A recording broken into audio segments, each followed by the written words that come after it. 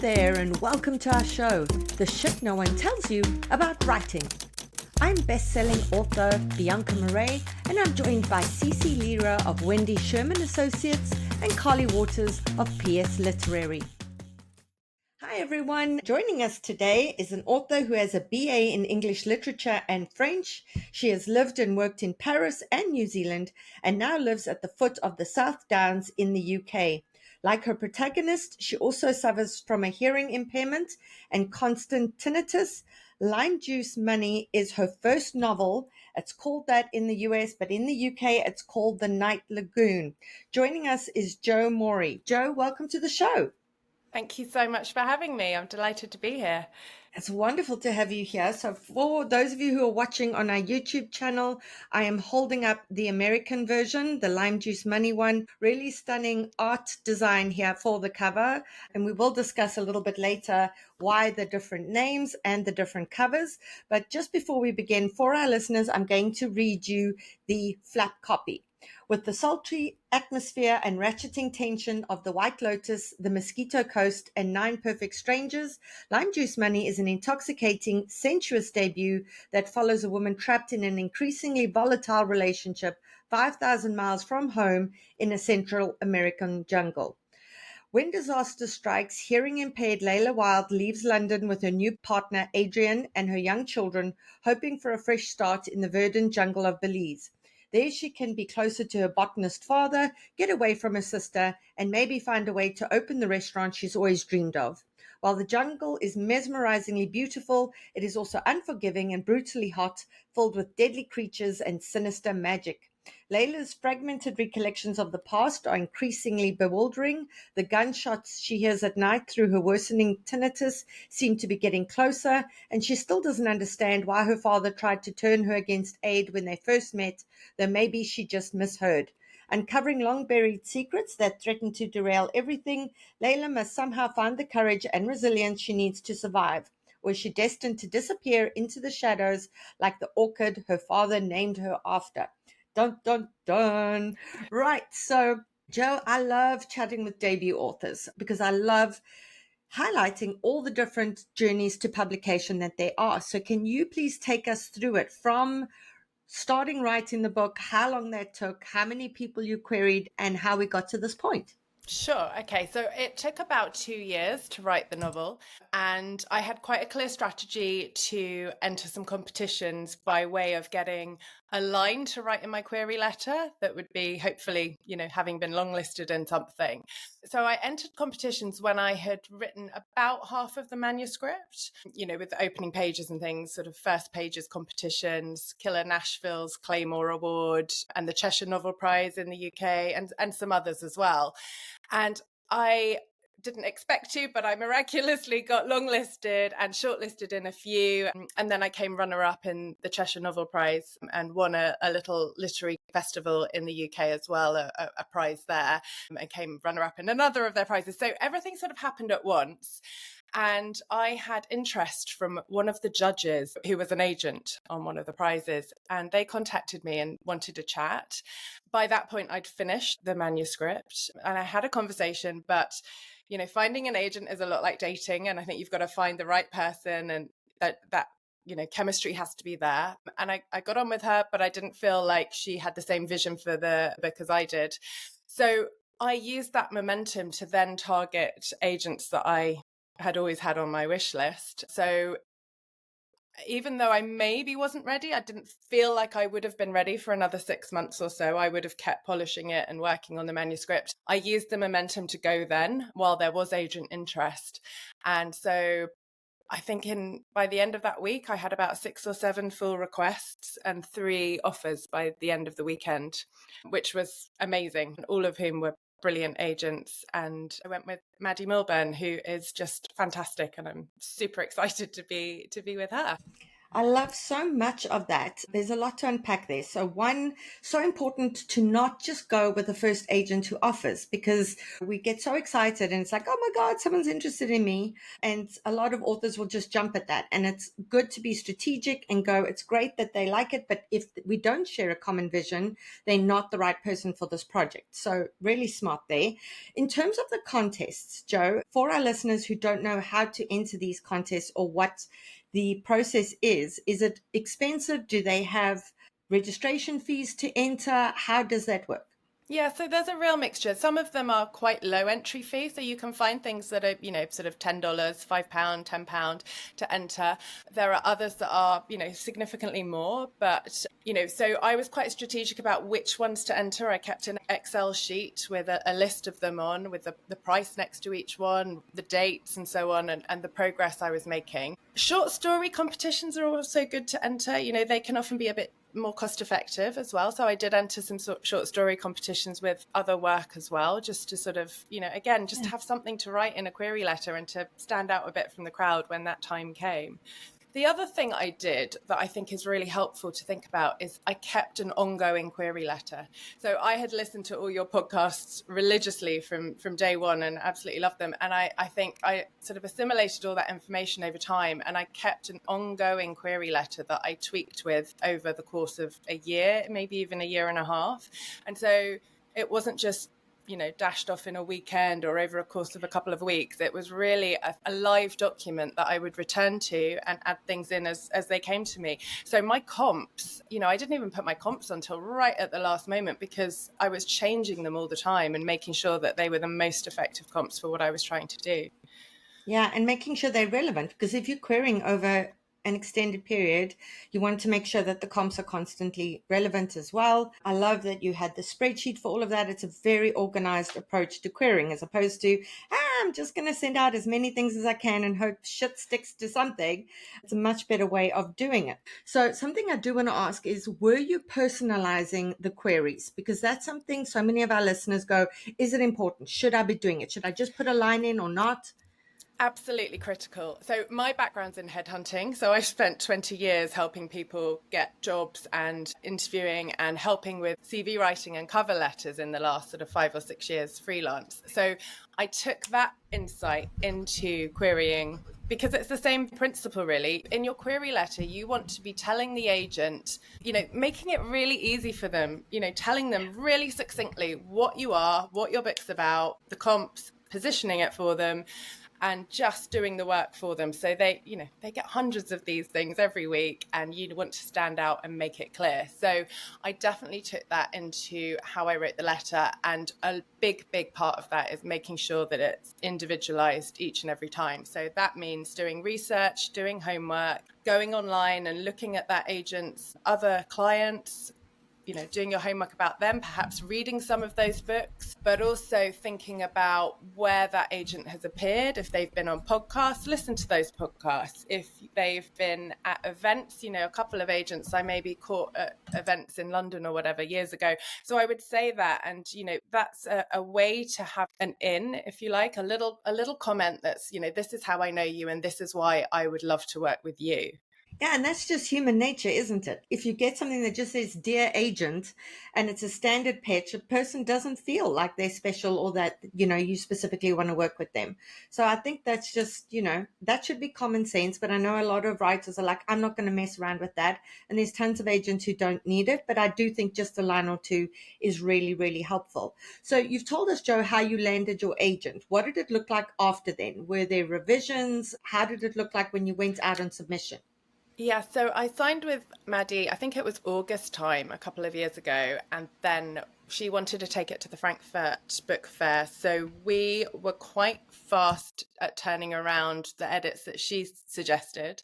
There weren't hundreds, it was quite a quick process to get it that far. And then in the event, it was preempted by HarperCollins in the US and separately by Harper Fiction in the UK. And then that's where the real work began, if you like. There was quite a bit of structural editing. My editors worked brilliantly together. So they were super sort of thoughtful about putting their heads together before they ever came to me with their notes. So it was one set of notes, one set of thoughts, and then we would get on Zoom calls, the three of us, a few times and just sort of chat about the ideas that we had. But they were really clear that whatever changes that they suggested, it was really up to me if I wanted to make them, which that was the first thing they said to me. And that was brilliant because it gave me such freedom to feel like what we were doing was just making the manuscript better, making the book better. And so I really appreciated that. There was quite a bit of structural editing in the middle part of the book where one of the character arcs wasn't sort of working as well as it could have done. And I definitely remember spending, I think it was about 3 or 4 days in a hotel in Scotland where I printed out that whole middle section and put it all over the bed, all over the floor, had Pritt stick, glue and scissors, and just cut it to pieces and stuck it back together again so I could see it, what I was changing. Because when you're doing those structural edits, you know, you change one little thing and the repercussions that it has elsewhere in the document can be huge. So it was really helpful for me to restructure it in that way so I could see what I was doing all in one place. And I'm quite physical like that. I quite like getting down and dirty with the document in real life on paper. And then it was just lots of copy editing and all the usual stuff, but a really enjoyable process. So I really enjoyed that. And I think just because, you know, at the end of the day we were all working to make it as good as we could make it together as a team. Yeah, I mean, that's what the whole process is about. And for our listeners who are interested in the editing process, pulling a manuscript apart, putting it back together, you should already be following Courtney Mom on social media. You should already be subscribed to her newsletter. But it's really fascinating at the moment to see Courtney really ripping apart her latest manuscript, which has already sold to a publisher, but she's busy turning it around for edits. And she does the same thing as you. It's like press stick, it's cutting the thing apart, putting it back together. It kind of looks like a Frankenstein document at this point, but it really works. So follow that as well, guys. So something else I want to ask is the change in the titles and the change in the covers. So quite often we do see that in the UK, it's a different cover to what it is in the US. Not as often do we see the title changing. So can you take us through that, the intentionality about that? So the original title was always Lime Juice Money, and it comes from a little phrase in the novel that the Lime Juice Money is set in the Belizean jungle, and one of the phrases that comes up that's heard over and over again is champagne dreams with lime juice money.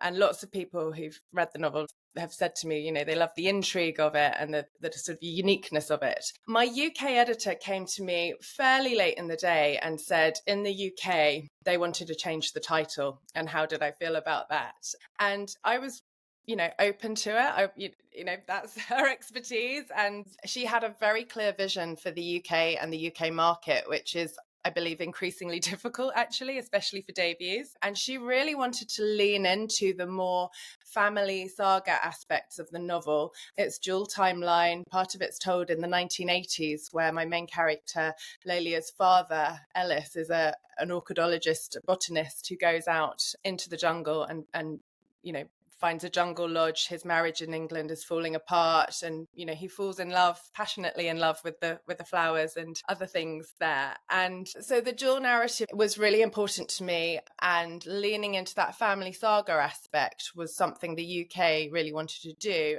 You know, sort of really riffing off the Paper Palace kind of feel about it. Whereas the US were really keen to go with the original title and lean much more into the sort of suspense crime element of it and pitch it more like a sort of slow burn thriller. So I'm really happy with both packages. They're just different, and you know, and that sometimes happens, and I think increasingly happens more and more for the different markets. Yeah, it's really fascinating how the same book, it's the exact same book, how it can be positioned completely different in different markets depending on what's selling in those markets, what people like. I know when it comes to aesthetics, you know, there's a certain kind of look that the UK market prefers to the American. So that's always really interesting. Another question I have for you is, you said that the inspiration for this novel started as an image. And I'm always fascinated by that because often with my own writing, it's the same. Can you take us through that? Yeah, I'm a very visual writer, and I think I see everything that's happening and I feel it then through the different characters. And this novel came to me initially as a visual of a woman sort of trapped in a jungle, and she was lonely but not alone. And I didn't know who she was or why she was there or what was going on. And all I did was wrote a page or so on a piece of paper, just sort of, thinking about that. And I put it to one side. And it wasn't until maybe 6 or 7 years later when I went to start writing the novel, and I found that piece of paper. And it was, at the time, I had a shed in the garden that I used to work in, and it was sun dried, or sun yellowed and really crumply, and really old bit of paper now, but there was something in it that sort of had obviously captured my imagination before, and I just went with that and sort of carried on exploring who she was and what she was doing there, and everything sort of evolved out of that. Lelia has a hearing impairment in the novel, and that very much got fed in later on. Lots of people ask me, was that the initial seed of the novel? But I have a hearing impairment myself, and I thought it was a great way to layer in the isolation that she feels and add in a bit more unease and tension into her experience of being in this increasingly volatile relationship. So I wanted to play on that as well. Thanks so much, Jo. Just before we move on, I have a follow-up question for that, but just a quick word from our sponsors. Okay, yeah, you know what? In terms of the writing, the hearing loss and the hearing impairment, it was almost like writing a completely different language, because there were instances where she couldn't hear what people were saying and she was hearing bits and pieces. And obviously, in really loud settings, in loud restaurants or whatever, it made it that much harder for her. And so we see her kind of struggling to put two and two together and try and figure out, in terms of context, what people are saying. And something she hears later, I don't want to give anything away, becomes really important. And did she mishear that, or did she hear it properly? So can we speak a bit about using your own experience to write those sections and pretty much almost create your own language in terms of what gets left out and what syllables she hears as opposed to which ones she doesn't hear? Yeah, it was a really interesting kind of problem to solve, really. So I have a similar sort of hearing loss. I've worn hearing aids since I was 30, and I've got tinnitus. And Lelia has a similar hearing loss. She wears hearing aids, and she's got the sort of excruciating, ongoing sort of screeching in her ears, really. What that means as an experience of interacting with other people is that you have to work harder to decode and to understand, particularly in busy environments, but often just words get missed or syllables get missed. And so your brain is working overtime to really piece together what's going on, lip reading and filling in the gaps. And I wanted to get that across on the page. So I experimented with different ways of doing that, but eventually ended up with blanking out certain words and syllables as parts of words, which, I think people say that's quite effective on the page.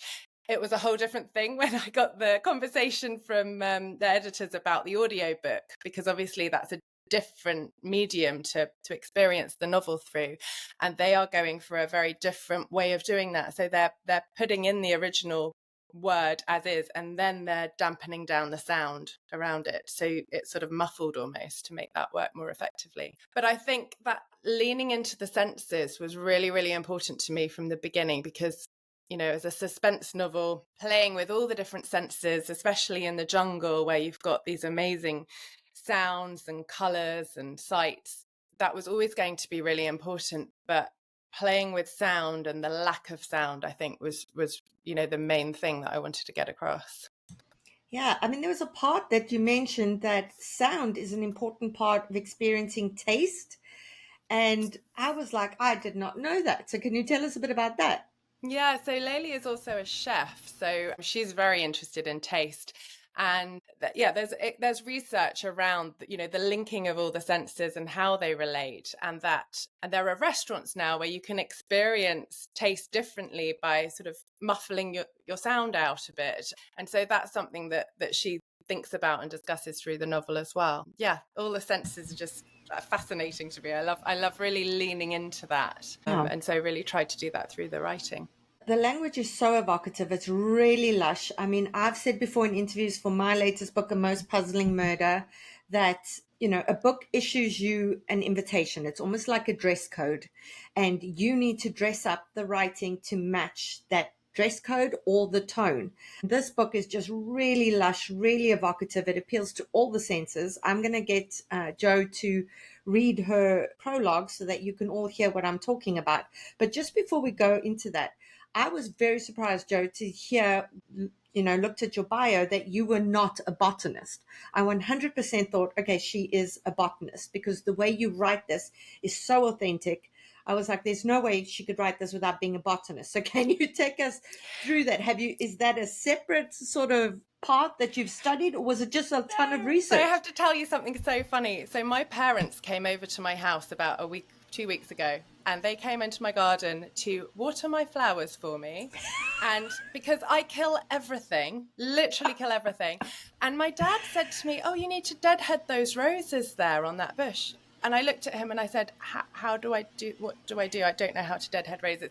And he looked at me aghast and he said, because he had a copy of my novel at that point, he had the proof. And he said, "How have you managed to write a novel with a botanist in it and you don't even know how to deadhead roses?"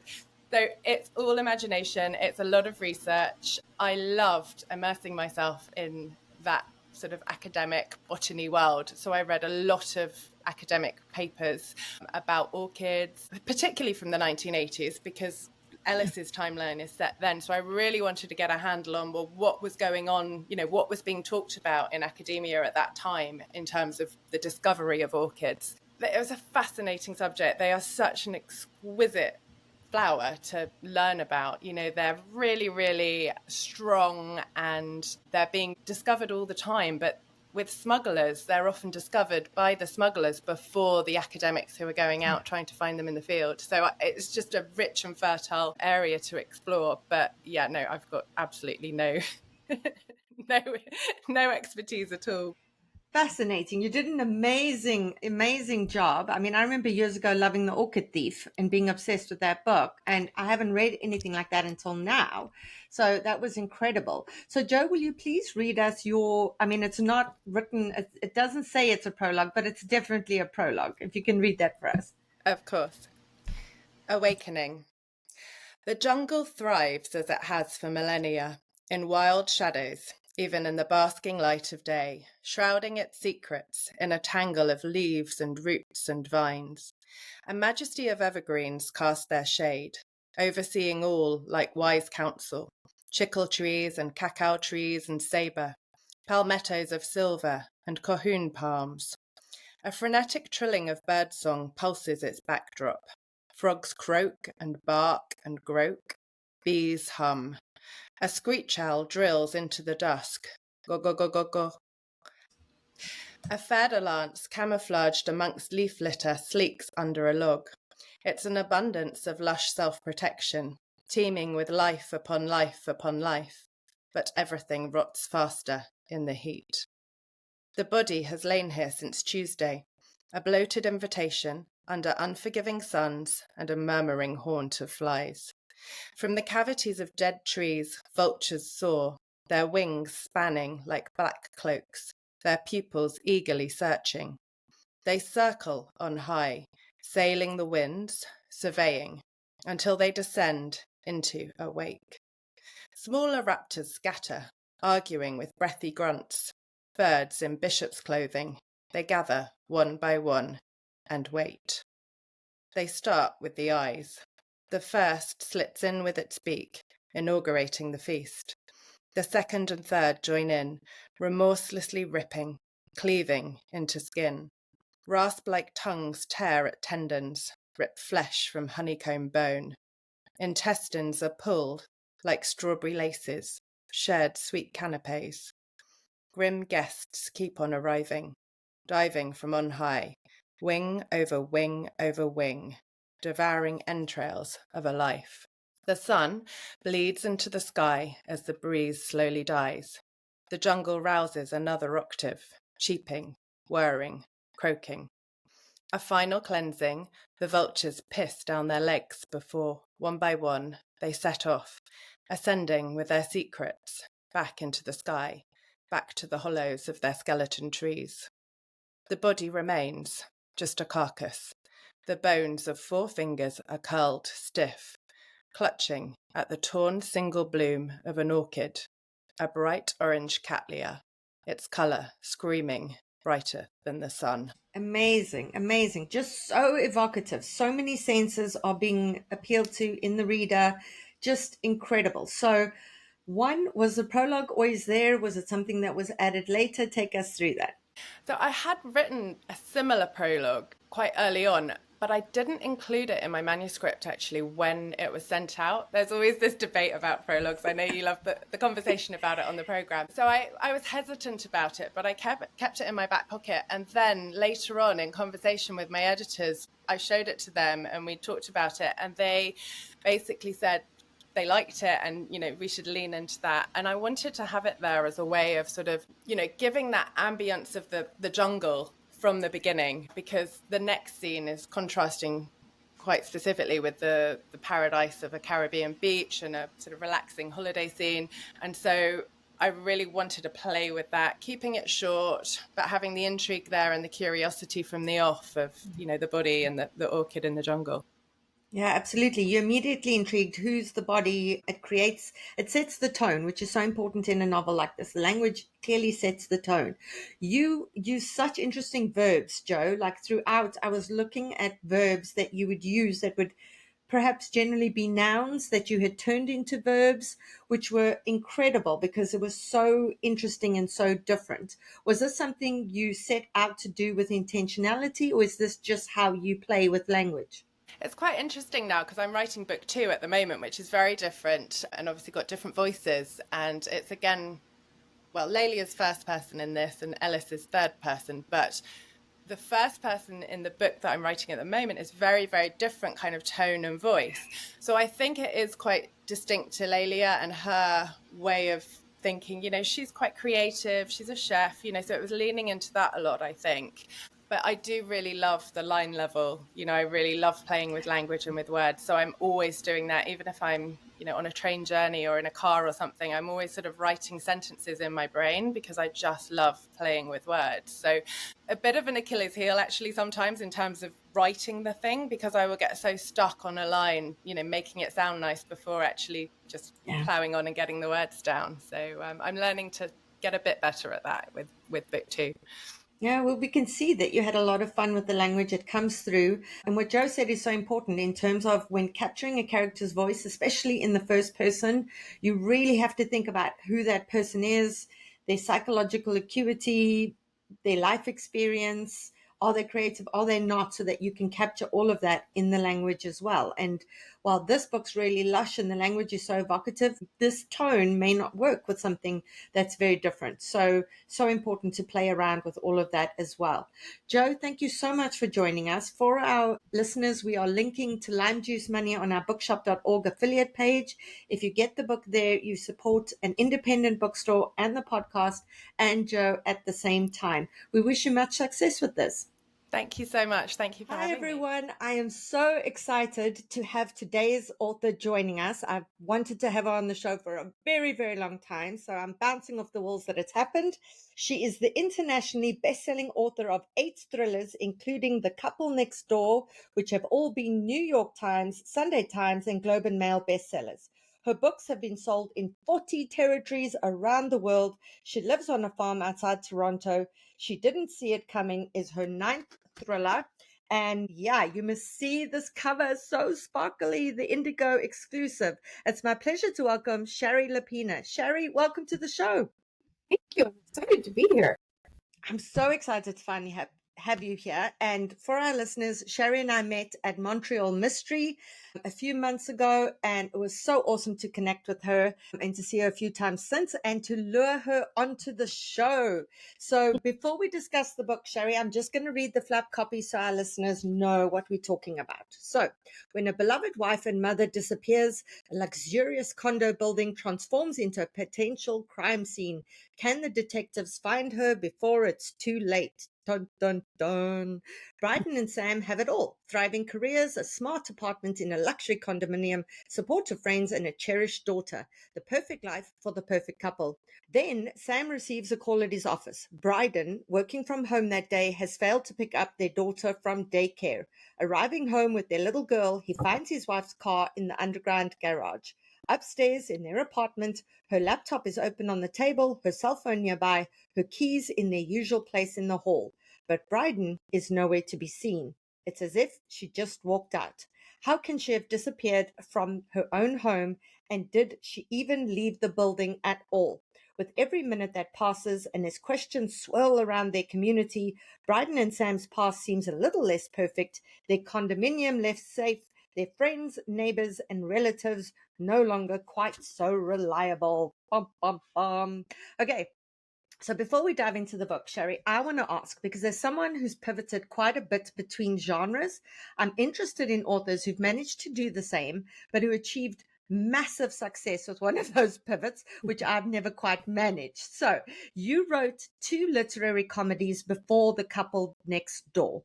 What made you switch genres? Can we discuss that a little bit? Yeah. So I started off writing literary comedies because I didn't know what I wanted to write. And I thought if I didn't have any idea of what my plot was going to be, I would just start with the character. So I just sat down one day and I started with this character, Harold, and I just went along every day seeing what happened to him. And by the end of a year, I had a novel with a plot. And that's how I started writing. I started writing just as an experiment to see if I could do it. So I have always liked thrillers and crime novels, but I always thought they had really elaborate plots, which they do, but I thought you had to plan them out. And I didn't think I was capable of that. And I know I still am not capable of that. So I didn't try to write a thriller for many, many years. And then one day I just thought, that's what I'd like to write. So I thought I'd just try it. And I started with just an idea and no plan, and I wrote it that way. And it turned out that I could, in fact, write a thriller without any plan. So I think it was what started me off was just experimentation to see what my voice was. And I do have a pretty good comedic voice, but it's not what I really wanted to do. So the switch was easy for me in a way because I think the suspense is more my natural bent. Yeah. So Yeah. just discussing that, because something I'm hearing more and more is I'm hearing from authors who wrote a first novel that sort of did not do very well or did well in one particular market. And then they wrote another novel, and the publisher was considering giving them a lot of money for it until they established that they weren't a debut author. And then suddenly it's like, no, we're not offering you anything at all because your track record isn't good. Oh, I know it's terrible because it should be on the merit of the book, right? it's so hard now. Yeah. Yeah. Even if your fourth book is amazing, it should be, okay, we're selling on the fourth book. So was it a case that the first two did well enough that it was fine? Or do you think it was that you changed genres completely that, stood you in good stead there? Because I know you've said in interviews that no one was expecting that book to do as well as it did, and that people were just so interested. There was so much buzz. Yeah. So I think what happened was when I wrote my literary comedies, they were the Canadian small press. No one really noticed them. They sold a couple thousand copies each, which is pretty standard for a small press literary book. I think it was the change in genres and the change in focus. So with thrillers, you're looking for an international audience. And my agent didn't even bother with the Canadian publisher. She just went right to New York and sold it there as a New York type thriller, as a global type of book. So for me, it was definitely the change in genres that made the difference. I think it's a shame what's happening with writers where everything's based on your track record. And it's what I was told recently. I was just in London, went to Harrogate a week ago. And the buzz around there is the debuts are struggling now. People are less interested in debuts than they used to be. So maybe that will help writers who have had one book out that didn't do that well. Because, publishers used to stick with writers and help them build a career. And that doesn't seem to work anymore. They want the big, fancy debut that sells a lot of copies. So my advice to writers is, don't get too big in advance because if you don't earn it out, you're a pariah afterwards. So I don't know. It's tough right now for sure. And I don't know what my advice would be. I agree with that in terms of the advance. And I've said that to a whole bunch of writers, and they look at me like I'm a little bit, cray because they're going, no, but the more money they give you, the more money they're going to spend on marketing. But I don't see that happening necessarily. I mean, it's true that if they put a lot of money into the book, they will spend more on marketing. But if the book bombs, then they'll just they'll print your second one because you're usually under contract for 2, but they're not going to want to keep you after that. And that's the risk of taking a big advance. There's nothing worse, I think, than having a big advance and having the book flop. And then where do you go from there? The only way around it really is to switch genres or come up with a different name. And then you can sort of pretend to be a debut under another name. Now, I never claimed to be a debut author when I did mine. It was certainly my first thriller, but I don't think they promoted me as a debut. I can't remember, to be honest, but I was a debut thriller writer. So I think you just write the genre that you most love. And if you want to do a switch from it, a lot of people will change their names. I've seen it quite a bit. Yeah. Yeah. And some of them will hide their identities as well. Yeah. And it's a shame to have to do that just because you're trying to hide your backlist, that it didn't sell that well. It's not like you have some nefarious past, you're just trying to hide your backlist. But I mean, even books that did do well, because I think it was about 2 years ago that Terry McMillan tweeted that she had finally got her first royalty check after selling How Stella Got Her Groove Back. And I mean, that book changed so many conversations. It was made into a film. I considered that book wildly, successful, but it took her something like 20 years to earn the first royalty payment on that, even with a book that was so, well known, just because her advance was so enormous. Yeah. Well, lucky for her, though, it sold and sold and sold. Because if it didn't, then she'd be doing something else now. Yeah, no, absolutely. Did you get a new agent when you switched genres, or did you not have an agent with the indie press? Like, I'm trying to understand that. Yeah, so I did have an agent for my comedies. And when I decided to do thrillers, I went somewhere else, to someone who just did thrillers or specialized in thrillers. Because you can't have a literary agent who doesn't know thrillers trying to sell the thriller. You have to go to the agent who's right for the kind of book you're doing. Just like you have to go to the publisher who's good for the kind of book you're doing. And sometimes you need to be cutthroat, because I feel like I'm a very loyal person, which sometimes, will stand in the way of like career aspirations. It's a case of, okay, I need to end it with this agent, and that's going to be hard because I feel very loyal to them, etc. But, you've got to think of your career first. Yeah, think of it as a business, and everyone should understand that you need to do what you need to do for your business. You just be polite about it. Yeah, always polite, because you never know who you're going to You have to never work know. with next, right? Yeah. It's a small industry. So Shari, you're a pantser like me, which I absolutely love.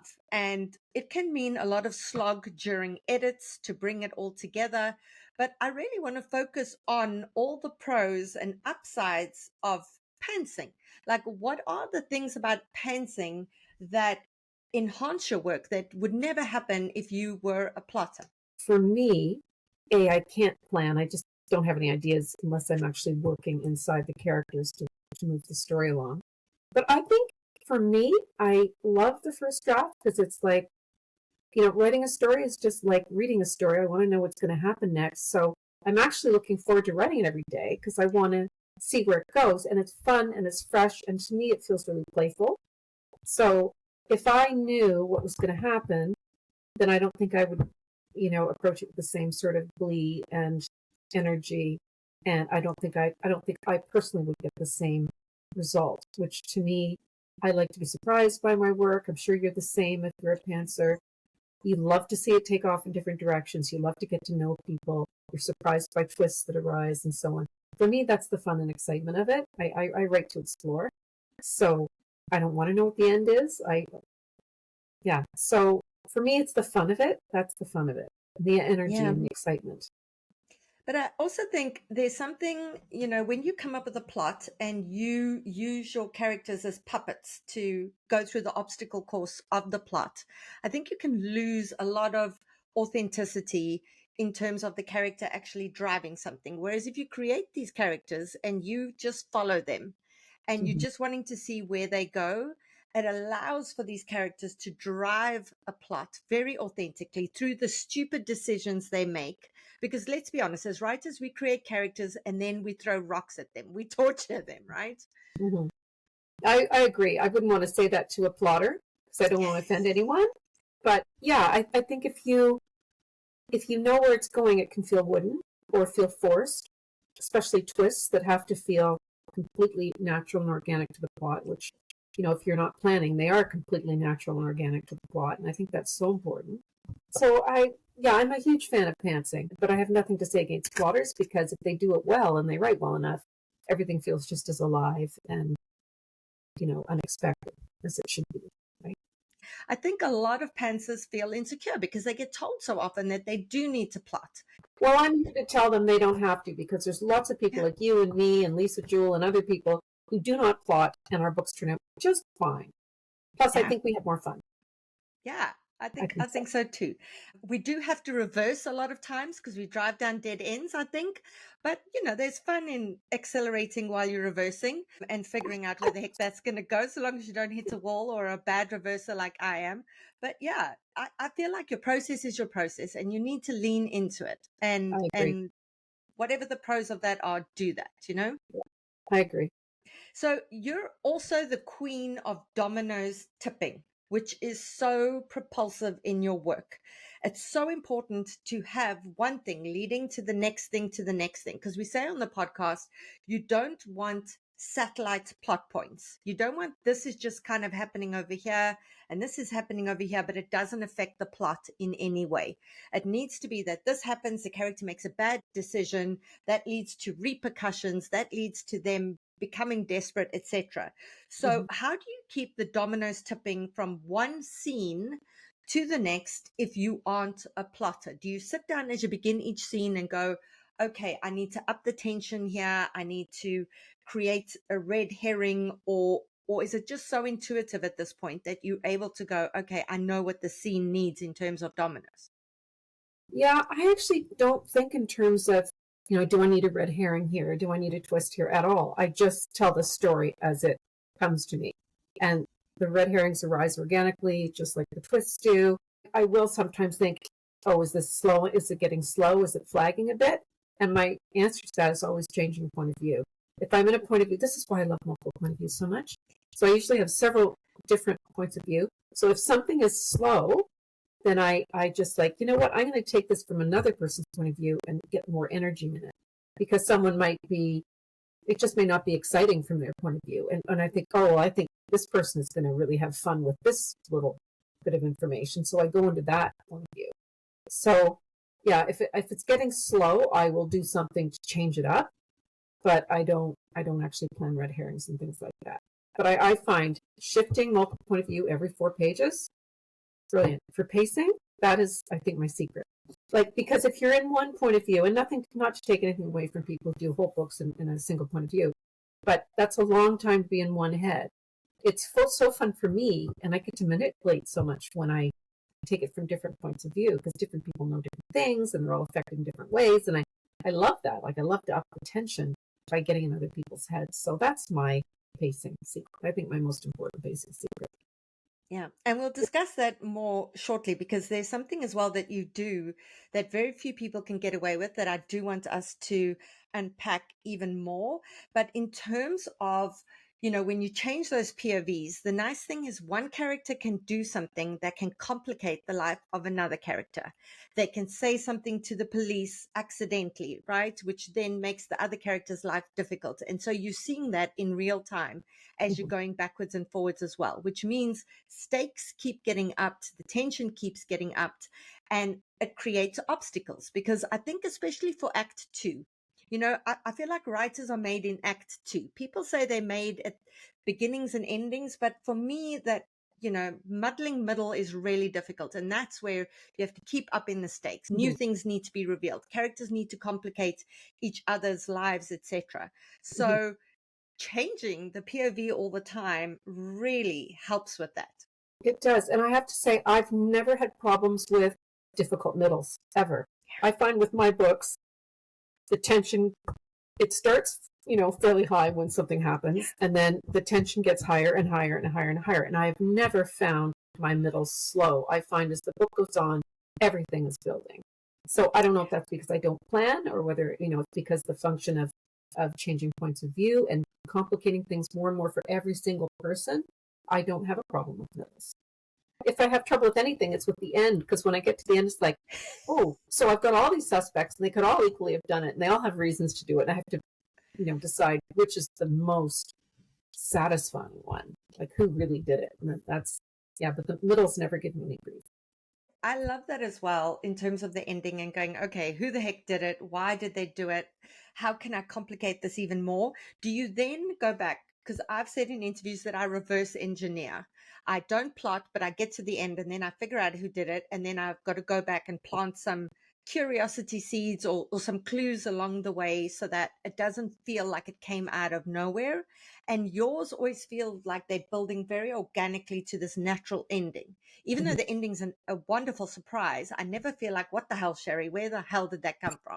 So how do you make it feel like it's been building to that?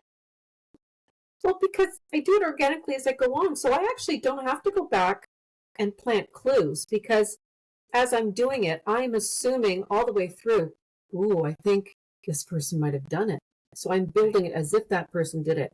The whole book, I want you to think, oh, it could be this person. No, it's that person. So I don't have to, I'm putting clues in all along that they might have done it. So I never have to go back and add those clues. What I go back usually to do is to tighten and strengthen and, build in description and, tighten the motivations and the characters and that sort of thing. But the story doesn't really change for me. Well, with this book, which I found very interesting, is you start with the dramatis personae, which outlines all the characters and kind of like how they fit together. This one is this one's husband, this is this one's wife or whatever. But when you do that, you have to be so careful to not give too much away. Yeah. So I'm always saying we need to be so intentional with every decision we make for a novel. So when it comes to being intentional with this, what made you include that, and how did it come right at the end? Did it come at the beginning as you were like getting to grips with the characters? Tell us more about that. So the dramatis personae is something that's only available to the Indigo exclusive edition. So that's a special feature just for that edition. So it is a really fun feature. Usually in special editions, you'll get a Q&A or whatever. And I can't remember who suggested doing the dramatis personae, but it's a really fun one to do because you can't give anything away. You can say so-and-so is worried about whatever and appalled at such and such, but it's fun because it's like a teaser for every character. And it's nice to have that because you can look back and go, oh, so I really enjoyed that. I think it should be in every book, but I'll keep it for the Indigo special. Yeah, but it also helped because there's a big cast. We've got quite a few people. So I know at one point I got there and I was like, hold on, who's this person again? And I went back and I was like, oh, okay, this is so-and-so. So it does help you keep track of all of that. But it was like a little teaser. It's like an amuse-bouche. And then you can go on from there. And I'm kind of sad that it's not in every book, but I guess for the Indigo exclusive, you have to give exclusive content. Yes. So let's come back to writing multiple POVs within the same chapter, as you give us a 360 as we move through the action of a chapter, because so often in these kinds of books we have one POV character to each chapter, and like you say, you can give us a page and a half and then boom, we're in someone else's perspective. And something else you do so brilliantly is that you give us a very limited third person, because every one of your characters has got something to hide. And so you can't get us too close to them, because if you get us too close to them, we're going to know all their secrets. And you don't want us to know all their secrets, but you want to hint at their secrets. And just before we had this interview, we actually did a Books with Hooks on the podcast in which Carly and Cece, who are agents, are critiquing query letters and opening pages. And we had a submission in which there was a prologue in which the author was very clearly trying to hide so much of that character, their identity, their interiority, their emotionality, that we were so distanced from the character that we weren't connecting in any way. And the agent, Cece, said, in order to connect with the character, you need access to their psyche. Now, what you do so brilliantly is you give us a bit of access to the psyche, but not so much that we know what their secrets are, etc. So what is your advice to writers who are trying to do something similar that will make us still connect with the character, but not give so much away that we can figure out early on who did it and why they did it, etc.? Well, I think I actually have quite a hot point of view, like I get quite into the emotions of the character, but I am not revealing everything. So that is a tricky thing to do. it's a balancing act, but there are ways to mislead the reader. One thing I do all the time, and I don't know if people pick up on it, is when you're in someone's point of view and you're feeling their emotions and so on, and if they say something in dialogue, the reader will think it's true, but it may not be. That's what they say in dialogue. It's what's in their head that's true. And they may not be thinking everything. So you can hide a lot of things and mislead people quite easily by changing these points of view. And to answer your question about how you get deep enough in without giving it all away, I don't even know how to answer that. It's like it's a balancing act. You have to get enough into their heads to know what their feelings are, but you can't give away all their thoughts. So I guess that's what it is. You have their feelings, but you don't give all of their thoughts. And you can give misleading thoughts in dialogue. Right. So you do give their thoughts and you give feelings, but the feelings are kind of messy because I feel like you can feel guilty about something, but also justify your shitty behavior, right? You can be like, oh, I did this, but you know what? It's fine because actually the ends justify the means. And so you can mask the guilt with this kind of indignation or whatever. And the same goes for thoughts because, you can focus on some of their thoughts but not the more guilty thoughts. They can be thinking one thing, but not necessarily focusing on the hot topic. And something else that you do so well is that you have your characters observing each other. And so we get misled by one character's sort of perception of another character. We'll see one character crying their eyes out. They are so upset. And we're like, oh, that poor woman, she's clearly not the person. But it's viewed through another character. So can you speak a bit about that as well? Because I think we mislead the reader a lot with that as well. We do. We often do.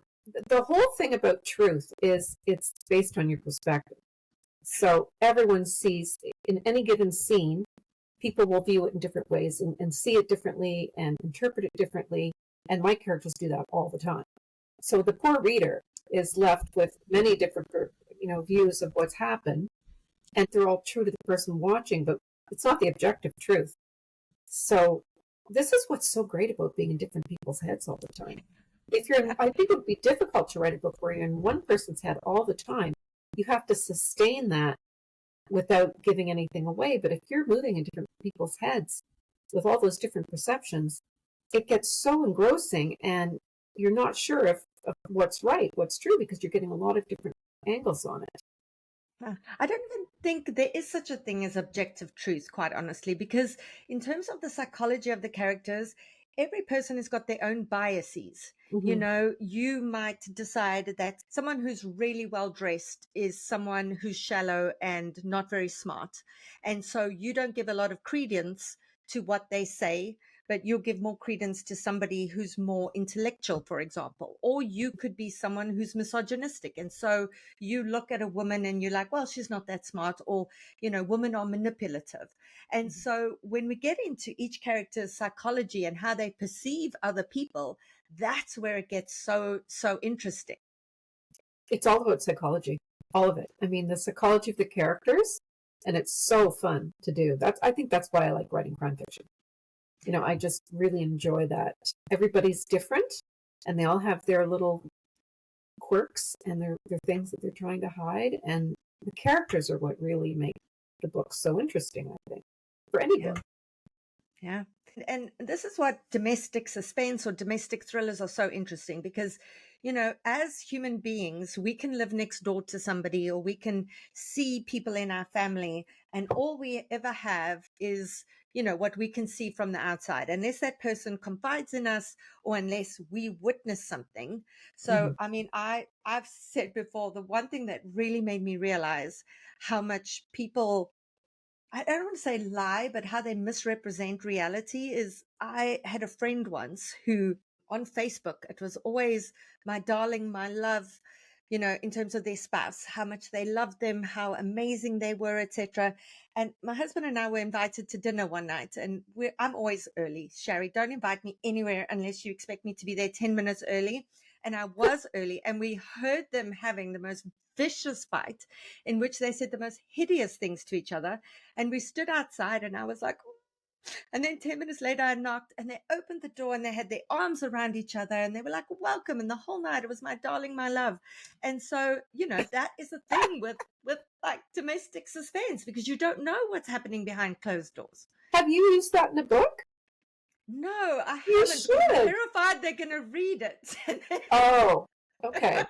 But that's a great device to use. Well, and I think this is why I don't trust people who on social media are always like, this is the love of my life. This is how much I love this person. I'm like, what are you hiding? What And are you then covering up here with all of this? Then you find out they're getting divorced the next week. You go, oh, none of that was Yeah. true. Yeah. Yeah. But I mean, this is as the genre, because you really get to scratch below the surface. And I feel like it's like an excavation. As you write, you look at this perfect couple, and then suddenly there's a slight excavation of one layer. And then we're like, and then you excavate again. And then we're like, until we get to the point where we're like, oh my God, nothing is as it seems. Mm-hmm. No, that's what I enjoy about it too. Yeah. Okay. Before we go, I think our time is almost up. Can you speak about prologues? So on the podcast, we're often saying, try and stay away from prologues because so many emerging writers use them as a band-aid to fix a shitty first chapter. You use your prologue so incredibly well, and it goes back 3 weeks. Right. So give us an example of when that works so well going back in time as opposed to a flash forward prologue. Yeah, I use prologues fairly often. I don't think I always use them. And I think it has to do with, the publishers, the editors, they want a book to start with a bang.